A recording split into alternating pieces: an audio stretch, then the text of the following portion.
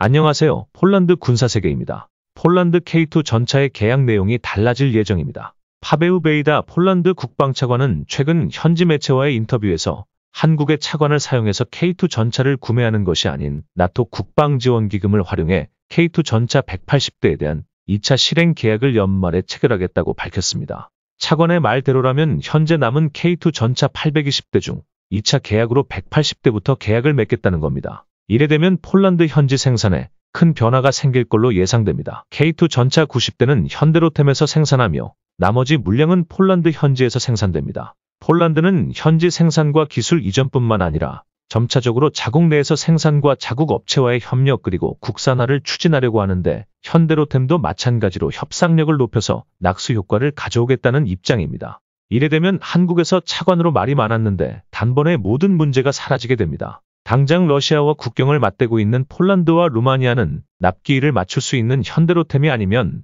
모든 일정이 틀어지게 되며 기갑부대 전체가 흔들릴 수도 있습니다. 특히 루마니아 기갑 전력은 2.5세대 T-55 전차가 주력일 정도입니다. 전차 성능과 필요 수량을 요구할 수 있는 곳은 한국 말고는 없습니다.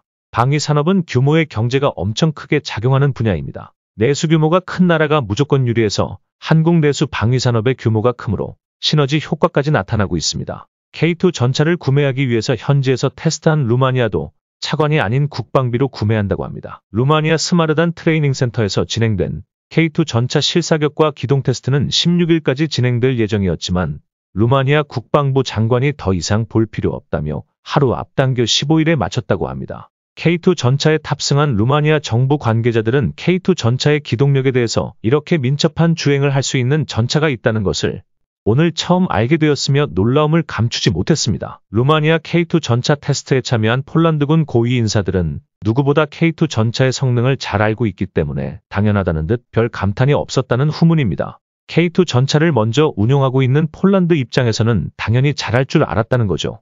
폴란드군 관계자들이 루마니아까지 온 이유는 자신들이 먼저 K2 전차 생산 라인을 가동하게 되는데 루마니아가 K2 전차를 구매하면 일부 물량을 폴란드 포준 안에서 생산을 할 수도 있기 때문에 현대로템 관계자들을 만나서 많은 대화를 나누었다고 합니다. 현재 폴란드 지방 단체들은 일자리 창출 등 경제적 효과를 누리기 위해서 K2 전차, K9 자주포 조립 공장을 서로 유치하려고 경쟁 중입니다. 폴란드 수출에 이어서 이제는 루마니아까지 자국에서 K2 전차 실사격 테스트까지 하면서 도입을 준비하고 있습니다.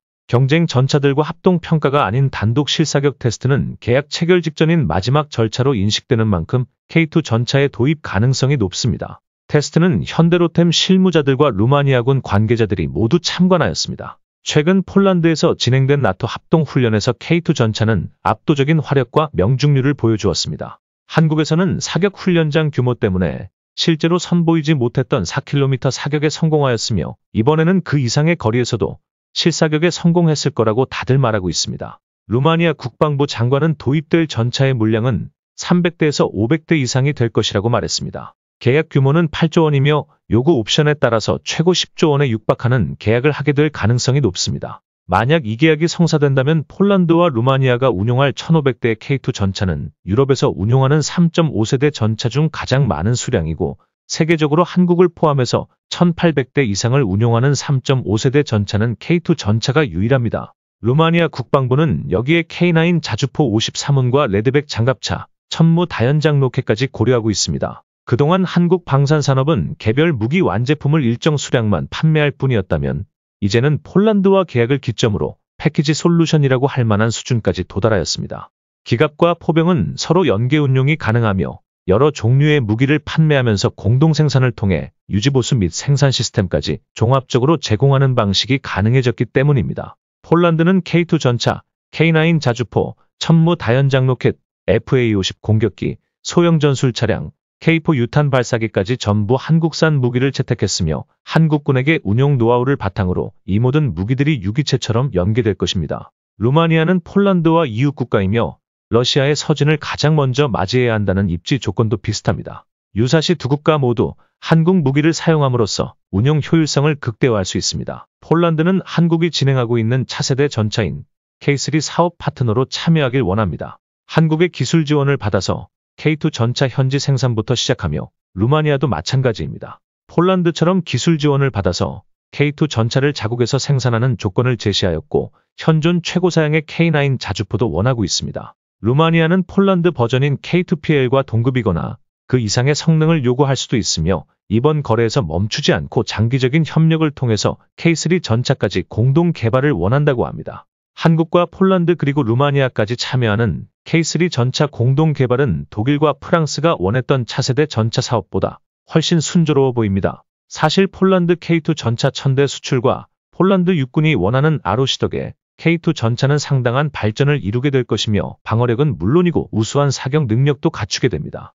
유럽의 군사 전문지 디펜스닷컴은 K3 전차를 분석한 특집 기사에서 K3 전차에 가장 기대하고 있는 점은 바로 화력이라고 말합니다. 120mm 활강포에서 130mm 전열 화포로 변경될 수 있다고 내다봤는데 최소 마하 5 이상까지 끌어올릴 수 있다는 놀라운 결과를 보도하였습니다. 전열 화학포는 화약을 이용하는 기존의 화포와 기본적인 메커니즘은 동일하지만 신관을 사용하는 대신에 전기적으로 제어되는 아크 방전을 통해 화약의 연소 단계를 컨트롤할 수 있습니다. 이를 통해 장약을 100% 연소시키는 것이 가능하며 폭발 에너지를 탄투사출에 쏟아부으니 엄청난 화력을 뿜어낼 수 있게 되었습니다. K3 전차 외형은 스텔스 설계로 진행됩니다. 4km 이상의 거리에서도 열상 감시 장비에 탐지되지 않으며 대전차 미사일도 마찬가지입니다. DIRCM이 탑재되어서 전차의 천적인 대전차 무기로부터 생존성을 극대화했습니다. 50톤이 넘어가는 전차들은 소음 또한 엄청납니다. K3 전차는 소음을 줄이기 위해서 고무궤도를 적용해 소음을 평균 10% 이상 줄이며 진동을 70%까지 흡수할 수 있습니다. 전차 운용병들이 가장 스트레스 받는 이유 중 하나가 진동으로 인한 두통과 환청이라고 합니다. 연료 절감 또한 최대 30%까지 절감이 되며 유지관리 비용을 1.5배 줄일 수 있습니다. 따라서 항속거리도 43%까지 향상되고 기동성에 큰 영향을 끼치는 롤링 저항 역시 크게 줄일 수 있고 K2 전차의 기동성을 압도할 수 있는 수준까지 도달할 것입니다. 독일과 프랑스는 한국산 무기를 사지 말라며 나토 연합국가들에게 압박을 가하고 있습니다. 하지만 러시아의 위협을 눈앞에서 보고 있는 동유럽 국가들에게는 적용될 수가 없습니다. 폴란드에게 수많은 무기를 판매하게 된 이유가 빠른 납기 일과 기술 이전 그리고 현지에서 생산을 할 수 있게 지원했기 때문입니다. 루마니아는 올해 28조 원 규모의 국방비를 편성했고 앞으로 5년 동안 최신 장비에 집중한다고 하며 한국과 방산 협력을 원하고 있습니다.